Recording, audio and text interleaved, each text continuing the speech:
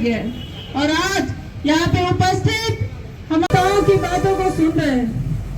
आपको बताना चाहूंगी 2 साल बीत चुके और इससे पहले भी 15 साल सामने आती है, उसको भी वो पूरा नहीं कर पा रहे हैं। आपको बताना चाहूंगी आज ये ओवरब्रिज जिसके नीचे हम लोग यहाँ पे धरना प्रदर्शन के लिए बैठे हैं, ये ओवरब्रिज 1984 में बना था। उस समय भी कांग्रेस का कार्यकाल था, उस समय भी एमपी शासन काल में आदरणीय मोतीलाल वोरा जी मुख्यमंत्री थे। शहर के लिए नहीं, संस्कार धनी राजनांदगांव के लिए बस नहीं है। ये ब्रिज ऐसा ब्रिज है जो राजनांदगांव से होके डोंगरगढ़ विधानसभा क्रॉस करके खैरागढ़ जिला और कवर्धा तक के इसी रोड को से जाने वाली गाड़ियां, हर गाड़ियां यहीं से पास करती है। भारी वाहन आए दिन यहाँ से गुजरती है और जैसे बढ़ते आज जनसंख्या को देखते हुए, बढ़ते यातायात के साधन को देखते हुए अभी तक तो नया ब्रिज का बन जाना चाहिए था। और साल गए, 3 साल बचे हैं और ये 3 साल में अगर वो अपने वादों को पूरा नहीं कर पाए तो ऐसी सरकार को आपको खाना फेंकने हैं, क्योंकि ये सत्ता में बैठने लायक नहीं। आपको बताना चाहूंगी बहुत से किसान आज परेशान है, बहुत से आम जनता परेशान है। क्यों? क्योंकि महंगाई के सिवा आगे उन्होंने कोई चीज नहीं दिया।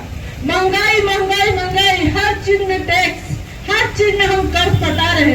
आपको याद होगा आदरणीय महात्मा गांधी जी, हमारे स्वर्गीय महात्मा गांधी जी एक समय में नमक में जो टैक्स लगा था उसके लिए उन्होंने दांडी यात्रा की थी। और आज ये जैसे ही प्रधानमंत्री बने आदरणीय नरेंद्र मोदी जी, जब से बने तब से सिर्फ जीएसटी की बढ़ावा, सिर्फ महंगाई का बढ़ावा और आम जनता उसे स्वीकार करते जा रही है। अब सरकार है, सरकार जो देगी वो लेना पड़ेगा, मजबूरी है। पर जनता जागरूक हो चुकी है। कब तक क्यों महंगाई सहेगी और कब तक के ऐसे धोखेबाज सरकार को सुनेगी, कब तक के वो उनके बड़बोले बातों को सुनते रहेगी।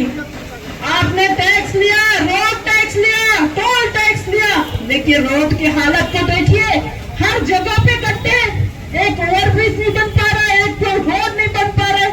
और तो और बताना चाहूंगी आज दीदी हमारे साथ में बैठी है, श्री आदरणीय हमारी दीदी हेमा देशमुख जी, जब ये महापौर थी तो हर सड़कों में खड़े होकर उन्होंने काम कराया। आज नगर निगम के बाजू में जाके देखिए, बड़ा सा गड्ढा आपको नजर आएगा।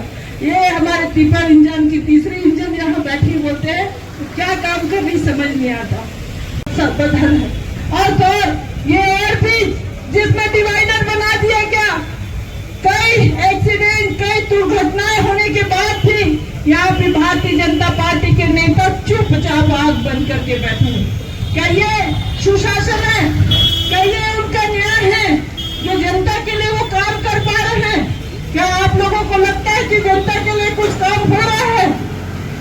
आप सब जागरूक हैं, आप सभी को मैं आह्वान करती हूँ मंच के माध्यम से, ये जो ओवरब्रिज है घटना आए दिन बढ़ते जा रही है। ये आए दिन मौत का एक कुआं बन चुका है। जो लोग वहां से गुजर रहे हैं उनको भी डर समा रहता है कि कहीं कोई दुर्घटना ना हो जाए। और ये भारी वाहनों का आना जाना हमेशा लगा रहता है, पता नहीं जर्जर ये ओवरब्रिज कब गिर जाए, कब किसके साथ बुरा घटना हो जाए, ये कोई कह नहीं सकता। और जागरूक होके आदरणीय हमारे रमन सिंह जी जो भी विधानसभा अध्यक्ष है, उनके आंखों को खोलना पड़ेगा, उनको बोलना पड़ेगा कि आपके पास 3 साल अभी भी है, अभी जाग जाइए और ये ओवरब्रिज को जल्द से जल्द बनवाइए।